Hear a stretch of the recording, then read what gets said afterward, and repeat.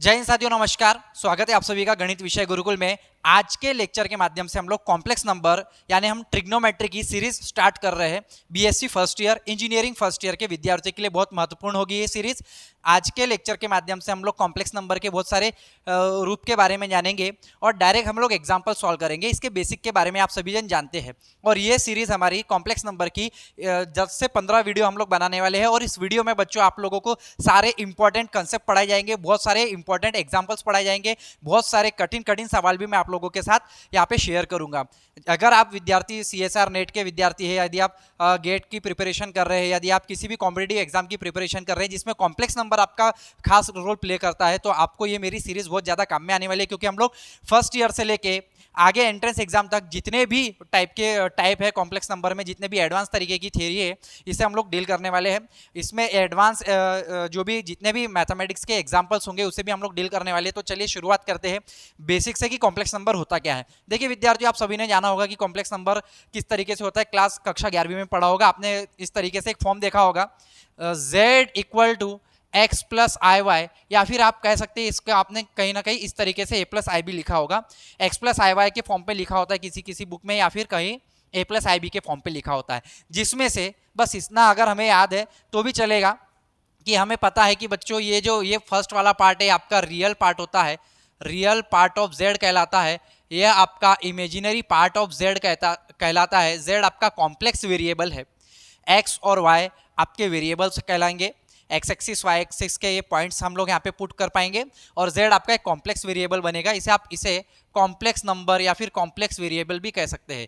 ये आपका complex number होगा या फिर आप बच्चों इसे कॉम्प्लेक्स वेरिएबल भी कह सकते हैं। Complex variable z equal to A plus I B या z equal to X plus I Y, यह आपका कॉम्प्लेक्स नंबर होता है। जिसमें यह जो i होता है आयोटा, इसकी वैल्यू होती है, आई की वैल्यू होती है अंडर रूट में -1।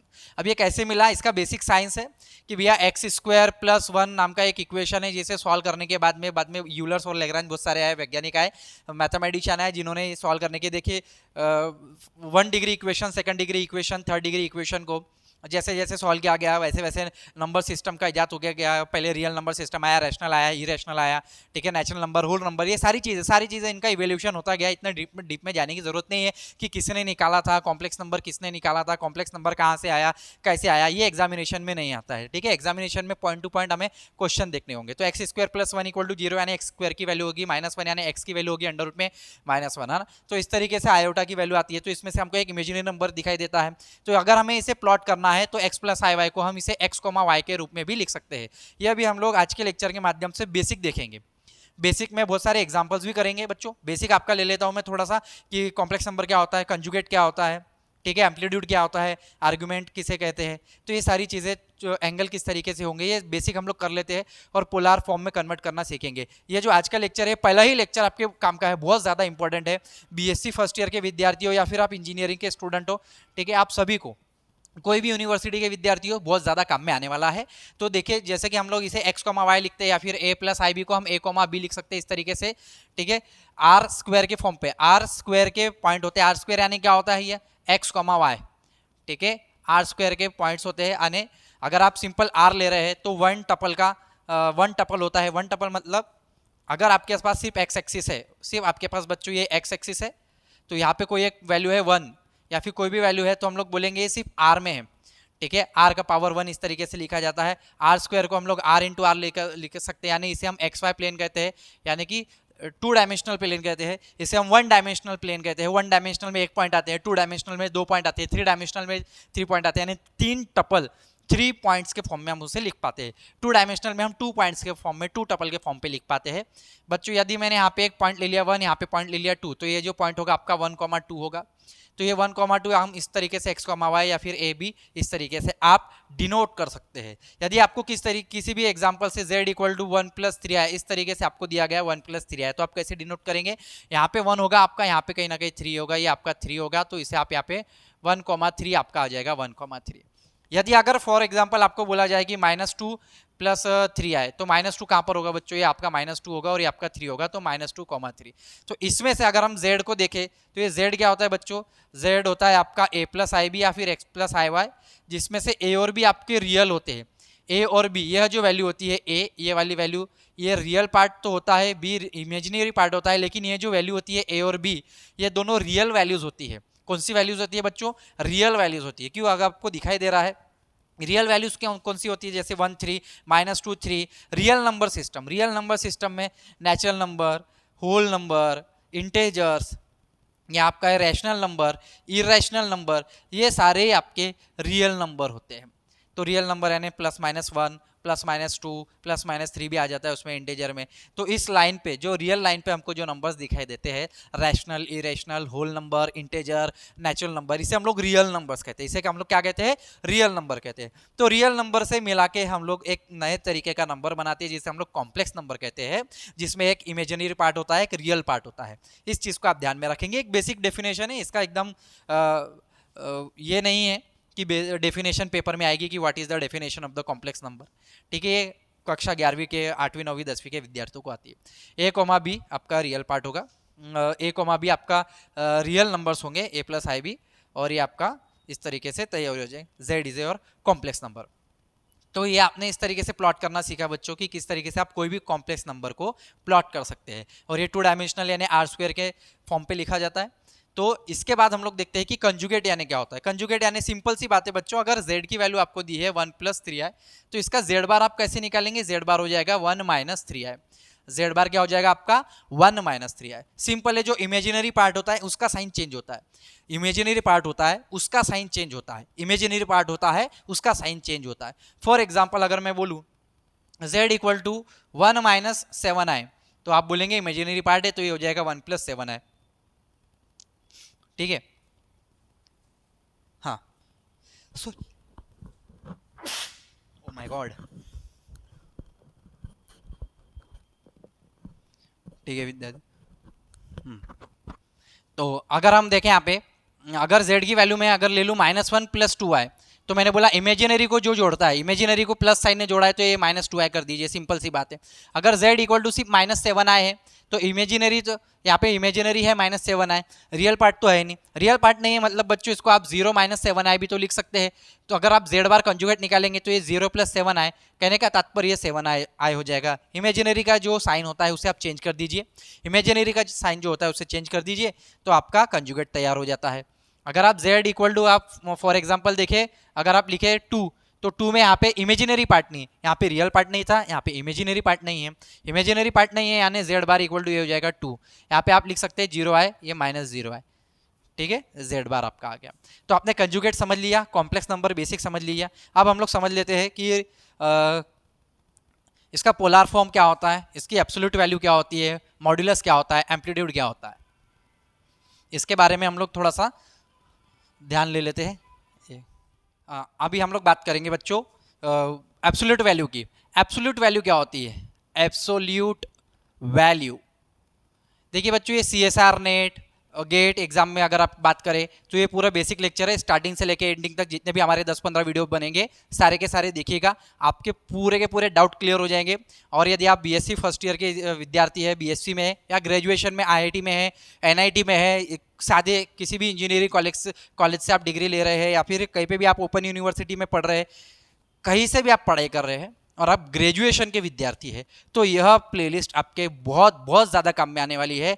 BSc ऑनर्स हो, सादा BSc हो, BA हो, कोई भी फील्ड का हो, वहाँ पे अगर कॉम्प्लेक्स नंबर है तो मैं कॉम्प्लेक्स नंबर ग्रेजुएशन लेवल का जितने ज़्यादा इसमें कठिन से कठिन जितने भी हमारे इंपॉर्टेंट टॉपिक होंगे उन सारे के ऊपर मैं आप समझ लीजिए कि ये एग्जाम्पल बनाने वाला हूँ और सारे डिफिकल्ट टॉपिक को मैं आपके क्लियर करने वाला हूँ।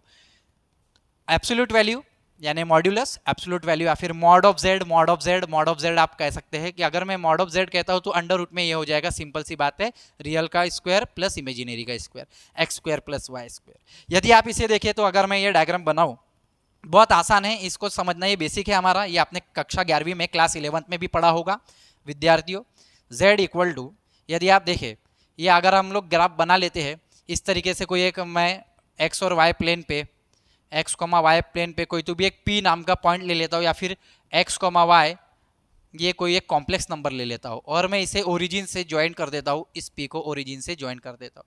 सो o से p तक का जो डिस्टेंस है यही हमारा मॉड ऑफ जेड है, और इसे कैसे डिस्टेंस यानी कि इसे हम लोग आर से डिनोट करते हैं। ये हमारा R equal to mod of z equal to under root में x square plus Y square होता है। कैसे होता है, तो एब्सोल्यूट वैल्यू आ गई आपको समझ में। एब्सोल्यूट वैल्यू होती है mod of z equal to under root में x square plus Y square, ये आपका मॉड्यूलस होता है। और इसे हम लोग एब्सोल्यूट वैल्यू भी कहते हैं। R equal to mod of z equal to under root में x square plus Y square होता है। ये बेसिक है, सभी को पता होगा। धीरे धीरे हम एडवांस लेवल पे चले जाएंगे। ये आपका एक्स एक्सिस होता है, आपका वाई एक्सिस होता है। मान के चलिए मैं इसे एम पॉइंट दे देता हूँ, यहाँ पे मान के चलिए मैं इसे एन दे देता हूँ। ये आपका आर है, आपका थीटा हो जाता है एंगल। इस तरीके की डायग्राम बनाई जाती है, इस तरीके की डायग्राम बनती हुई दिखाई देती है। इस तरीके की डायग्राम बनती है कॉम्प्लेक्स नंबर द्वारा। कॉम्प्लेक्स नंबर के किसी भी पॉइंट के द्वारा इस तरीके की डायग्राम हम इमेजिन करते हैं, इस तरीके से इसे ग्राफिकली रिप्रेजेंटेशन देते हैं, और इसके आधार पे हम लोग पोलर फॉर्म को हम समझ पाते हैं। अब बच्चों अगर देखें तो थीटा के अगर हम अपोजिट अपॉन हाइपोटेनियस लेंगे और एडजेसेंट अपॉन हाइपोटेनियस लेंगे तो हमें क्या दिखाई देगा, तो हमें कॉस थीटा दिखाई देगा और हमें साइन थीटा दिखाई देगा। साइन थीटा क्या होता है बच्चों, साइन थीटा होता है अपोजिट अपॉन हाइपोटेनियस। ये ट्रेंगल अगर आप OPM की बात करें, OPM ये राइट एंगल ट्रेंगल की बात करें, तो आपको PM दिखाई देगा अपोजिट में PM अपॉन में मान के चलिए आपका x है, क्योंकि यहाँ से लेके इतना ये M तक का डिस्टेंस x है, यहाँ से लेके इतना डिस्टेंस बच्चों ये आपका y है। ये आपका x डिस्टेंस है, आपका y डिस्टेंस है।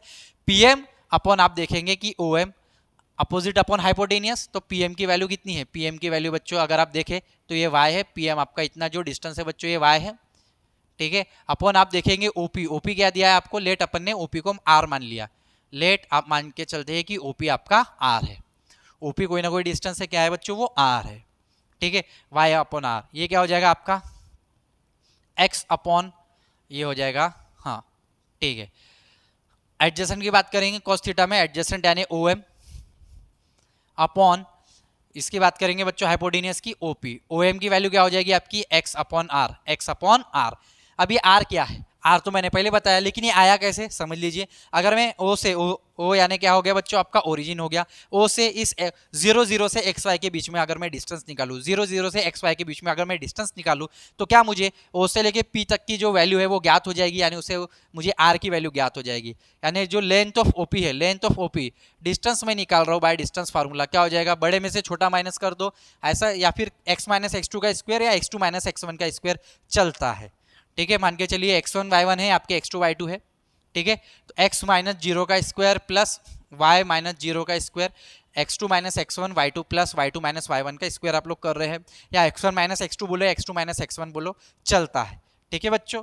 तो ये हो जाएगा अंडर रूट में x square plus Y square. Length of OP कुछ तो नाम दे देंगे, अंडर रूट में x square plus Y square, कोई ना कोई तो वैल्यू आएगी। क्या वैल्यू होगी, क्योंकि जनरल वैल्यू हो सकती है, कुछ भी वैल्यू हो सकती है, तो इसे अपन नाम दे देते हैं आर। तो हमारे पास आर आ गया बाय डिस्टेंस फार्मूला, ये हम लोगों ने बताया कि हमारा आर है, कोई भी होगा। आर यानी यहाँ पे रेडियस नहीं है, रेडियस सर्कल में ली जाती है, ये आपका डिस्टेंस है। आर यहाँ पे कॉम्प्लेक्स नंबर में यह जो आर है ये आपका डिस्टेंस को डिनोट करता है। किसको डिनोट करता है, डिस्टेंस के बारे में बताता है बच्चों। तो यहाँ पे देयरफॉर यहाँ से आपको जो वैल्यू मिलती है वो वैल्यू क्या मिलती है, अगर आप देखें तो cos थीटा आपका, आप यूँ कह सकते हैं कि ये cos थीटा आपका x equal to R cos theta, और यहाँ से y की वैल्यू मिलती है जो कि आपका r साइन थीटा होता है, और यही आप पोलर फॉर्म के लिए इसका उपयोग करते हैं। और हम लोग cos थीटा को इस तरीके से भी लिख सकते हैं, cos थीटा को आप इस तरीके से भी लिख सकते हैं, cos theta equal to x upon under root में x square plus Y square. और साइन थीटा को हम लोग इस तरीके से भी लिख सकते हैं, ये वाले साइन थीटा को y अपॉन में अंडर रूट में x square plus Y square. तो ये cos थीटा की वैल्यू होती है, साइन थीटा की वैल्यू होती है। x को हमने लिख लिया, y को हम लोगों ने लिख लिया, r किस तरीके से आ गया ये भी आपको समझ में आ गया है बच्चों।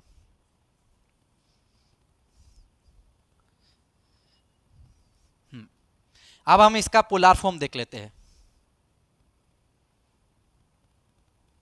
पोलर फॉर्म क्या होगा, देखिए दो नंबर की एडिशन, दो कॉम्प्लेक्स नंबर Z1 और Z2 दिए हैं, कोई भी दो नंबर दिए, उनकी एडिशन आपको आती है, सब्सट्रैक्शन आपको आता है, ये सब आपने क्लास 11 में पढ़ा है, ये बेसिक है। Z1 दिया है 1 + 2i, Z2 दिया है आपका 3 - 2i, आपको इसको ऐड करना है Z1 + Z2, तो 1 + 3 आपका हो गया 4, ये तो माइनस हो जाएगा, प्लस माइनस कैंसिल हो जाएगा, ठीक है। तो इस तरीके से एडिशन, माइनस, सब्सट्रैक्शन, डिवीजन में भी आप फिर रैशनलाइज का उपयोग करते हैं।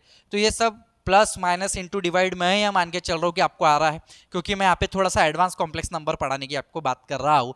फर्स्ट ईयर के विद्यार्थियों के लिए मैं बात कर रहा हूँ। यहाँ पे मैं प्लेलिस्ट बनाना चाहता हूँ, यहाँ पे मैं CSIR नेट और गेट के भी कुछ कॉम्प्लेक्स नंबर के प्रॉब्लम्स को मैं सॉल्व करूंगा, और इसके एडवांस क्वेश्चन को, इसके एडवांस टॉपिक को हम लोग डिस्कस करेंगे कॉम्प्लेक्स नंबर के।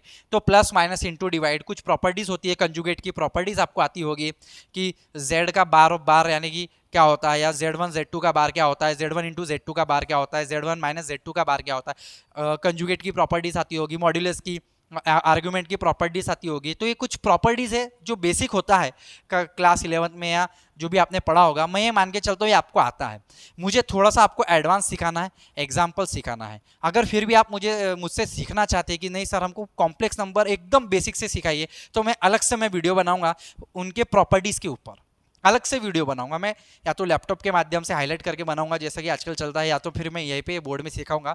फिलहाल तो मुझे कुछ अच्छे आप लोगों के लिए एडवांस थोड़े से क्वेश्चंस लेने हैं, तो आज ये आप ये समझ के चलिए, और मैं ये समझ के चलता हूँ कि आपको बहुत हल्का हल्का बेसिक आता है, प्लस माइनस इंटू डिवाइड इसका आता है, आर्गुमेंट कुछ छोटी मोटी प्रॉपर्टीज आपको आ जाती है। ठीक है, मेन कन्फ्यूजन अपन दूर करेंगे, मेन टॉपिक देखेंगे, एंगल किस तरीके से आर्गुमेंट वगैरह निकाला जाए। तो कुछ एग्जाम्पल भी बच्चों आज अपन को लेने हैं। पोलार फॉर्म क्या हो जाएगा, Z equal to X plus I Y के जगह x के जगह हो जाएगा R cos theta, plus y के जगह हो जाएगा, हाँ बोलो बेटा जल्दी। देखता हूँ मैं, मिलेगा तो लेके आता हूँ, ठीक है, बाय। हाँ देखता हूँ बेटा, ठीक है। अगर Z आपका x प्लस आई वाई है तो x के जगह आप लिखेंगे R cos theta, plus y के जगह आप लिखेंगे I R sine theta. r आपका कॉमन निकलता हुआ दिखाई दे रहा है, क्या मिलेगा आपको, cos theta plus I sine theta. भैया cos theta plus I sine theta यानी कि इसे हम यूलर फॉर्म के माध्यम से e to the power I theta भी लिखते हैं। इसे हम लोग लिखेंगे e to the power I theta. इसे आप ध्यान में रखेंगे, फॉर्मूला है हमारा, क्या फॉर्मूला है, e to the power I theta is equals to cos theta plus I sine theta. तो इसका भी प्रूफ है, इसका भी मैं प्रूफ करवाऊंगा, सारी चीज़ आपको करवाऊंगा। जो भी आपके ग्रेजुएशन की पुस्तक में या फिर ग्रेजुएशन के रास्ते पे, ग्रेजुएशन के फील्ड पे जो भी आपको काम में आएगा वो सारी चीज़ हम लोग लेंगे, डिटेल में कॉम्प्लेक्स नंबर लेंगे कि e to the power I theta ये cos theta plus I sine theta कैसे बनता है, यूलर फार्मूला ये कैसे आता है। इसमें हम लोग DMT थ्योरम वगैरह सारी चीज़ें लेंगे बच्चों, ठीक है। फिलहाल मैं आपको ये समझा रहा हूँ कि e to the power I theta आपको ध्यान होगा कि इस तरीके से होता है, e to the power minus I theta यानी cos theta minus I sine theta होता है, ठीक है। इसे हम लोग आगे जाके 2-3 लेक्चर में देखने वाले हैं। तो ये आपका Z हो गया। इसी तरीके से आप Z बार निकाल सकते हैं। अगर आप Z बार निकालेंगे तो R cos minus I sine theta हो जाएगा, cos theta minus I sine theta हो जाएगा, जिसे आप R e to the power minus I theta लिख सकते हैं, ठीक है। तो ये Z और Z बार हो गया। अब हम लोग बात करेंगे इसमें से हम एंगल कैसे निकाले, आर्गुमेंट कैसे निकाले। पोलार फॉर्म भी हम लोगों ने देख लिया है, ठीक है, मॉड्यूलस भी देख लिया है। आर्गुमेंट की बात करते हैं। आर्गुमेंट का मतलब होता है थीटा, एंगल, क्या एंगल बना रहा है। अगर आप देखेंगे कि अगर कोई ये वाला 1,2 पॉइंट है, 1,2 पॉइंट है, ये क्या एंगल फॉर्म कर रहा है, या कोई तो P पॉइंट है x, y, यह क्या एंगल बना पा रहा है, कौन सा एंगल बना रहा है। तो इसे एंगल बनाने के लिए हमें कुछ चीज़ों का समझना बहुत ज़रूरी है, थोड़े से फार्मूले हमें याद होना। हमें sine 30 degree, sine 40 degree, 45 degree, sine 90 degree, 180 degree, 270, 360, ये एंगल किस पॉइंट पे, किस एंगल पे साइन की वैल्यू क्या होती है, कॉस की वैल्यू क्या होती है, टेन की वैल्यू क्या होती है, ठीक है। ये टेबल हमें ट्रिग्नोमेट्रिक टेबल, ट्रिग्नोमेट्रिक रेशियो वाला टेबल लर्न चाहिए, हमें लर्न होना बहुत ज़रूरी है, ठीक है। अगर लर्न नहीं है तो उसको लर्न करने का भी तरीका है, हम लर्न कर सकते। तो चलिए, पोलार फॉर्म हो गया बच्चों। पोलार फॉर्म के बाद हम लोग अभी बारी आ गई आर्ग्यूमेंट की।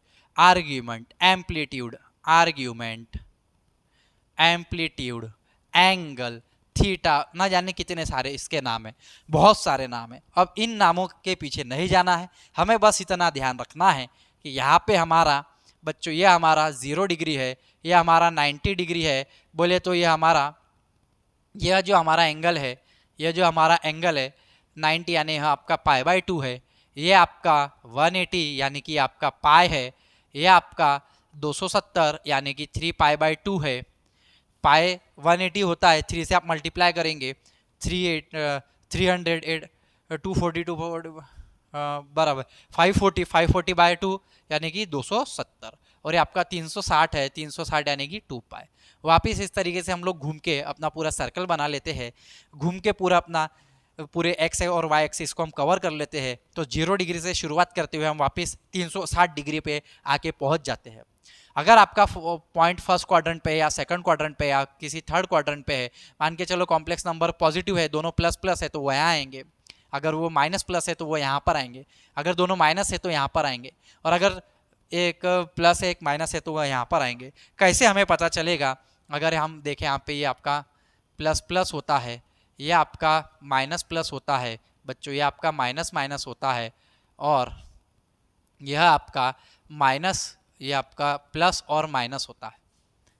अगर हमारे पास कॉम्प्लेक्स नंबर दिया है कि आप निकालिए, फॉर एग्जांपल यहाँ से हम लोग एग्जांपल ही लेना स्टार्ट करते हैं ताकि आपको डायरेक्ट ही समझ में आ जाए। तो यहाँ पे कुछ बेसिक है बच्चों, कुछ एग्जांपल्स है जो मैं आप लोगों के लिए लेना चाहता हूँ। 1 प्लस कन्वर्ट करना है मुझे, ये आपने पोलर फॉर्म देख लिया, मिटा लेता हूँ। और ये बेसिक है बच्चों, इसे लिखने की कोई ज़रूरत नहीं है, इसको ध्यान में रखना है, हर एक चीज़ लिखी जाए। मैं जब बड़े बड़े एग्जाम्पल्स करूँगा, बहुत सारी चीज़ें आपको पढ़ाऊँगा, तो आप समझ ही लीजिएगा कि उसे मुझे लिखना ही लिखना है, ठीक है। z equal to 1 plus root 3i, z equal to 1 plus root 3i को हम कन्वर्ट करेंगे। छोटा सा बेसिक एग्जाम्पल है। फिलहाल यहाँ पे समझिए कि अगर मेरा पॉइंट यहाँ पर है तो वो क्या एंगल बनाएगा, या अगर पॉइंट मेरा यहाँ पर है तो वो क्या एंगल बनाएगा, अगर पॉइंट मेरा यहाँ पर है तो वो क्या एंगल बनाएगा, ठीक है, इस तरीके से। अब अगर आप देखें, ये वाला थीटा हो जाएगा, ये हो जाएगा आपका पाई माइनस थीटा। तो फर्स्ट क्वाड्रेंट पे अगर आपको मिलेगा तो थीटा ही मिलेगा, सेकंड में आपको पाई माइनस थीटा मिलेगा, ये ध्यान में रखना है। सेकंड में आपको माइनस में, मैं यहाँ पे लिख देता हूँ, थर्ड में माइनस माइनस में ये आपको मिलेगा पाई प्लस थीटा, या फिर इसे आप और करके माइनस में पाई माइनस थीटा भी लिख सकते हैं। किसी बुक में किसी ऑथर ने पाई प्लस थीटा लिखा है, कहीं पे minus pi minus theta, answer एक ही आने वाला है, दिक्कत वाली बात नहीं है, कन्फ्यूजन होना नहीं है, कन्फ्यूज अपने दिमाग में कन्फ्यूजन को क्रिएट नहीं करना है, अपने आप को कन्फ्यूज करने की कोई ज़रूरत नहीं है। ये एंगल है थीटा, फर्स्ट क्वाड्रेंट में अगर आपका पॉइंट आ जाता है तो वो थीटा रहेगा, सेकंड में आ जाता है तो पाई माइनस थीटा होगा, क्योंकि हम यहाँ से गिनना चालू करते हैं बच्चों, हम यहाँ से गिनना चालू करते हैं, एंटी क्लॉकवाइज हम लोग गिनना चालू करते हैं, ठीक है। अगर आप देखेंगे यहाँ पे पॉइंट मेरा यहाँ पे है तो मैं यहाँ से गिनना चालू करूँगा, मैं इस तरीके से गिनना चालू करूँगा। अगर पॉइंट मेरा यहाँ पे तो मैं इस तरीके से गिनना चालू करूँगा। अगर मेरा पॉइंट यहाँ पर है तो मैं इस तरीके से गिनना चालू करूँगा कि मेरा एंगल क्या हो रहा है। इसलिए यहाँ पे पाई प्लस थीटा लिखा गया, यहाँ पे माइनस पाई माइनस थीटा लिखा गया। यहाँ पे क्या लिखा जाएगा, क्योंकि मैं यहाँ से गिनना चालू कर रहा हूँ ना, क्योंकि मैं इस तरीके से गिनना चालू करूँगा, ये पाई माइनस थीटा, ये माइनस पाई माइनस थीटा, या फिर हम इसे पाई प्लस थीटा कहेंगे। ये आपका अगर मैं यहाँ पे आ रहा हूँ तो ये हो जाएगा 2 pi minus theta, 2 pi minus theta, या फिर इसे हम लोग सिंपल में माइनस थीटा लिखेंगे, माइनस ऑफ थीटा। तो यहाँ पे हम लोग कह सकते हैं कि ये आपका 2 पाई माइनस थीटा या फिर सिंपल से माइनस थीटा होगा।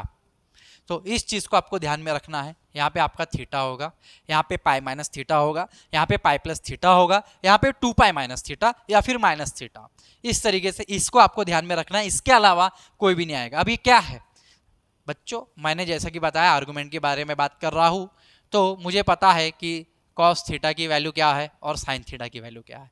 कॉस थीटा मेरा X equal X by R है और ये मेरा y बाय आर है। तो मुझे साइन बाय कॉस करना है तो मुझे टेन थीटा मिलेगा, tan theta equal to sine by cos यानी y बाय एक्स मिल जाएगा। साइन थीटा और साइन बाय कॉस करने पे टेन थीटा मिला यानी y बाय एक्स होगा, यानी कि थीटा की वैल्यू जो है बच्चों वो टेन इनवर्स में y बाय एक्स आपको दिखाई देगी। जब भी आप एंगल निकालेंगे तो उसके लिए यह फार्मूला आपका काम में आएगा, theta equal to tan inverse y by X. For example यदि अगर आपको z की वैल्यू यहाँ पे 1 दी गई है, ये x आपका होगा और ये आपका y होगा। तो चलिए हम लोग इस तरीके से एंगल भी निकालना सीख लेते हैं, पोलर फॉर्म में कन्वर्ट कर देते हैं। ये मुझे अभी कार्टेशियन फॉर्म में दिया गया है, कार्टेशियन फॉर्म में दिया गया है, ठीक है। बहुत सारे बड़बड़ ना करते हुए, बहुत सारे आपको बेसिक ही बेसिक पढ़ाते रहेंगे बहुत सारे टीचर, वो टाइम पास करेंगे बच्चों का, फिर ऐसा होगा वैसा होगा, दुनिया भर की बातें करेंगे। पॉइंट टू पॉइंट बात करते हैं, एग्जाम्पल लेते हैं, सारी प्लेलिस्ट खत्म करते हैं। ठीक है, जो काम का है वो पढ़ेंगे। चलिए, कार्टेशियन फॉर्म यानी कि x, y में दिया गया है। ये x आपका 1 है, यहाँ पे y आपका √3 है, ये आपको दिखाई दे रहा है। पोलर फॉर्म में बदलना है, और पोलर फॉर्म में बदलने के लिए x की वैल्यू होती है आपके पास r cos थीटा, x की वैल्यू होती है आपके पास r cos थीटा, y की वैल्यू होती है आपके पास r sin theta. Polar form में बदल रहे हैं, x की वैल्यू 1 है, 1 = r। कॉस थीटा का फिलहाल पता नहीं है, आर का पता नहीं है, तो आर हम लोग निकाल लेते हैं। आर कैसे निकालेंगे भाई? Are √x² + y²। अभी हमने देखा आर निकालने का तरीका, आर निकालते हैं हम लोग √x² + y² करके। तो आर निकाल लेंगे √x² + y²। एक्स की वैल्यू कितनी है? 1 है, 1 का स्क्वायर तो 1 होगा, तो 1² लिख लेते हैं, प्लस यह √3 का स्क्वायर होगा। यानी कि बच्चों ये क्या हो जाएगा? अंडर में 1 प्लस ये √3 का स्क्वायर यानी 3 हो जाएगा, यानी अंडर में 4, वैल्यू आ गई आपकी 2। तो यहां से अगर आप देखें कॉस थीटा, तो कॉस थीटा क्या आ रहा है बच्चों? एक्स की वैल्यू कितनी है? यहाँ पे एक्स की वैल्यू 1 है, अपॉन ये आर आएगा x/r, आर की वैल्यू आ गई है 2, तो कॉस थीटा आ गया। साइन थीटा क्या आया आपके पास? साइन थीटा आ गया बच्चों, साइन थीटा y/r, तो y की वैल्यू कितनी है? √3/2, √3/2। अब हमें देखना है बच्चों की यह एंगल कौन सा है। यदि आपको छोटी सी मैं बात बता दूं कि साइन अगर आप 0, 1, 2, 3, 4 ले ले, बाय 4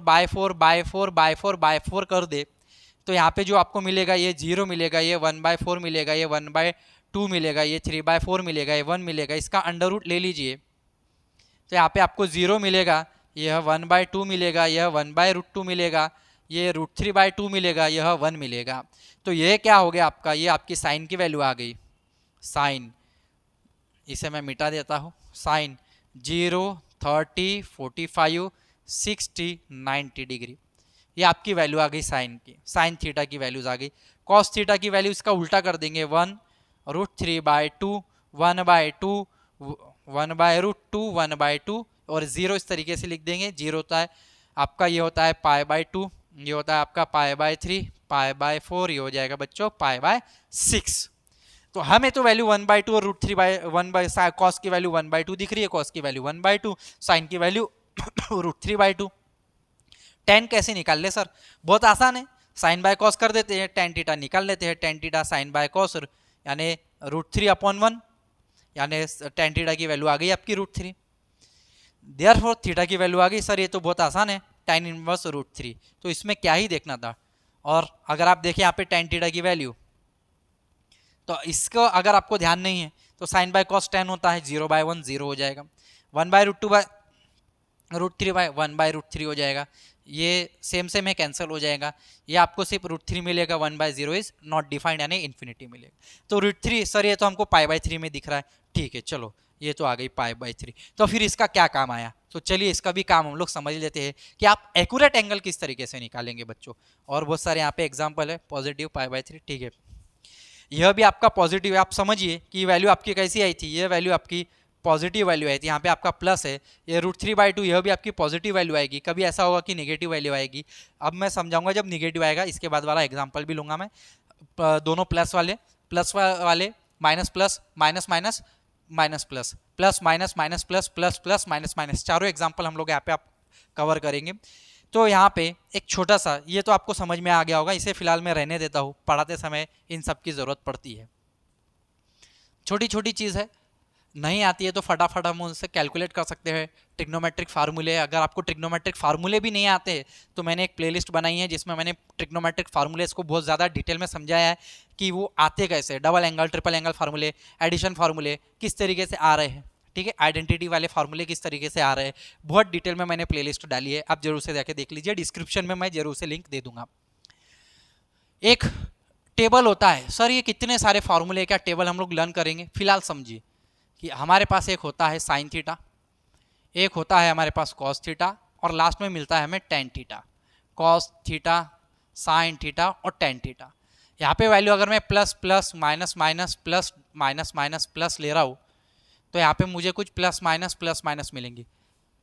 अब इसे लर्न करना है, कैसे लर्न करेंगे? बहुत आसान है, मुझे पता है भाई टेन थीटा यानी क्या होता है। टेन थीटा होता है sine by cos, tan theta होता है साइन बाय कॉस, ठीक है, tan theta is sine by cos, tan theta is sine by cos. तो अगर मैंने यहाँ पे प्लस लिया, अगर मैं यहाँ पे दोनों में प्लस ले रहा हूं तो मुझे प्लस मिलेगा। अगर मैं ऊपर प्लस और नीचे माइनस ले रहा हूं तो मुझे माइनस मिलेगा। ये तो मुझे पता है, तो ये टेबल तो मेरा वैसे भी लर्न होने लग गया, मुझे आने लग गया। अगर मैं ऊपर माइनस लेता हूँ और माइनस माइनस तो ये प्लस होगा, और अगर मैं ऊपर माइनस लेता हूँ नीचे प्लस लेता हूँ तब भी मुझे माइनस ही मिलने वाला है। तो देखिए कितने आसानी से ये आपने एंगल साइन कॉस और टेन, ये एंगल में क्या कब पॉजिटिव है कब निगेटिव है, टेन कब होता है, साइन और कॉस कब होते हैं, ये आ गया आपको। Sine positive, cos positive, tan positive. आपने देखा होगा कि बच्चे पीरियोडिक टेबल होता है, फॉर्मूले की बुक होती है, ये सब रटने लगते। हर एक चीज़ रटने की ज़रूरत नहीं होती है, जैसे हमने रटा ही नहीं।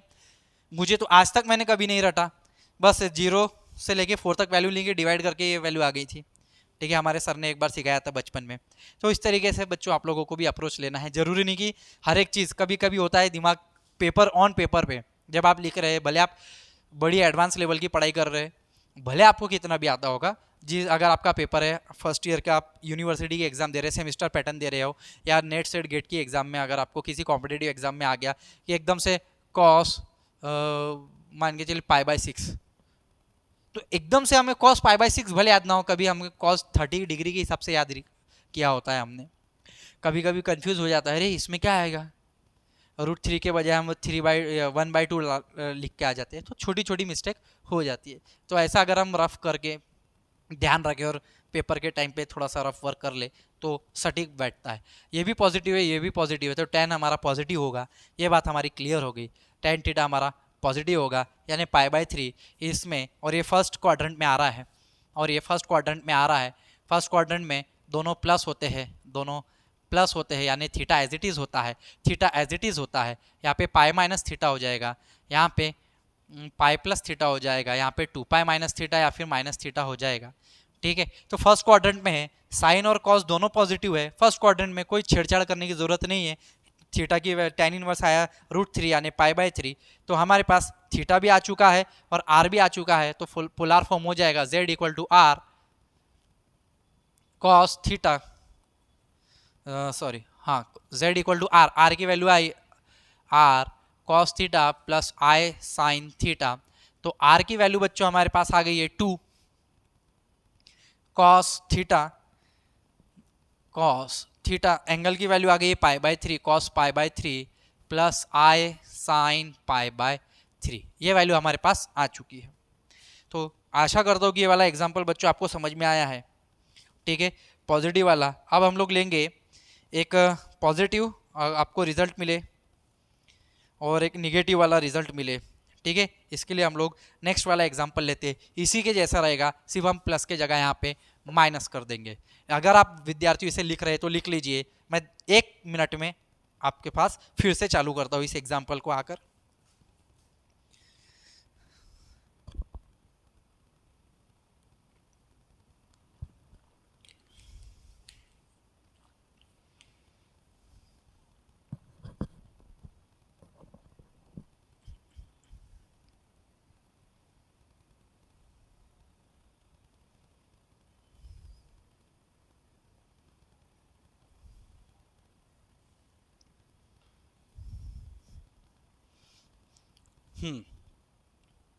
अगला प्रश्न बच्चों, इसी के जगह आप एक काम कर दीजिए, x को माइनस ले लीजिए। यहीं पे समझ में आ रहा है कि x और y दोनों पॉजिटिव थे, दोनों ही पॉजिटिव थे x और y गिवन दिए हुए क्वेश्चन के अनुसार। अगर मैं यहाँ पे अगर इसको माइनस कर दूँ तो x मेरा निगेटिव हो चुका है, x की वैल्यू माइनस में है और y की वैल्यू प्लस √3 है।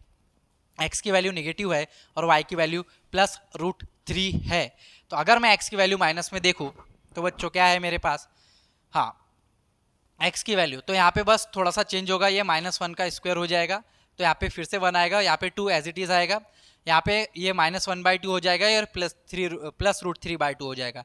देखेंगे बच्चों यहाँ पे तो आपका ये आपका निगेटिव साइन हो जाएगा, ये आपका पॉजिटिव साइन हो जाएगा।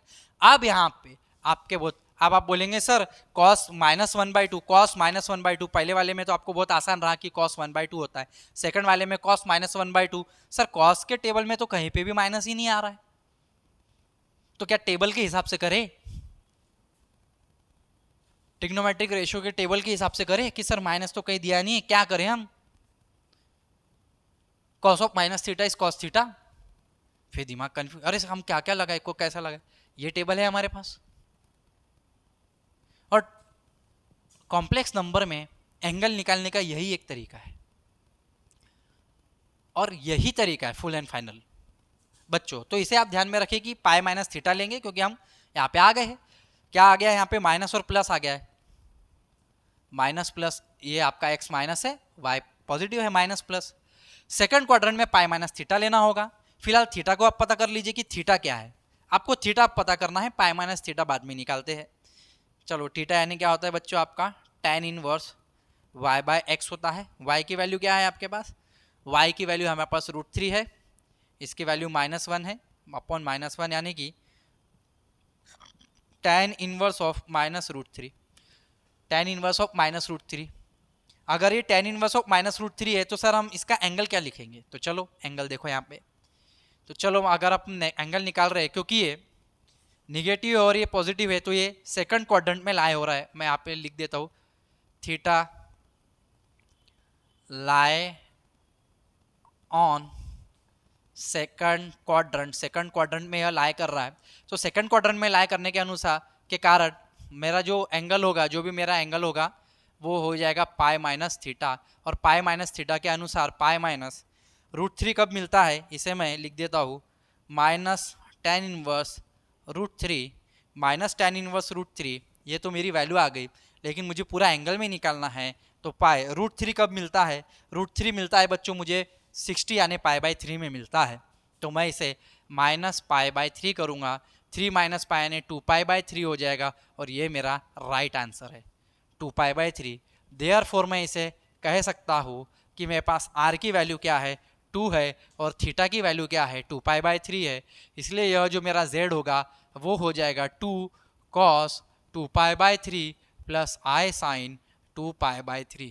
तो पहले एग्जाम्पल में आपने देखो इस तरीके से निकाला, सेकंड वाले एग्जाम्पल में आपने इस तरीके से इसको पोलर फॉर्म में बदला, तो आप समझ गए होंगे कि इसको कितने महत्वपूर्ण तरीके से ध्यान देकर पढ़ना है कि ये आपका first quadrant, second quadrant, third quadrant और फोर्थ क्वाड्रेंट में अगर मेरा कॉम्प्लेक्स नंबर है, कोई भी पॉइंट दिए गए हैं, तो उसे हम पोलर फॉर्म में किस तरीके से बदलेंगे, इसके ऊपर मैं आपको एग्जाम्पल देता हूँ।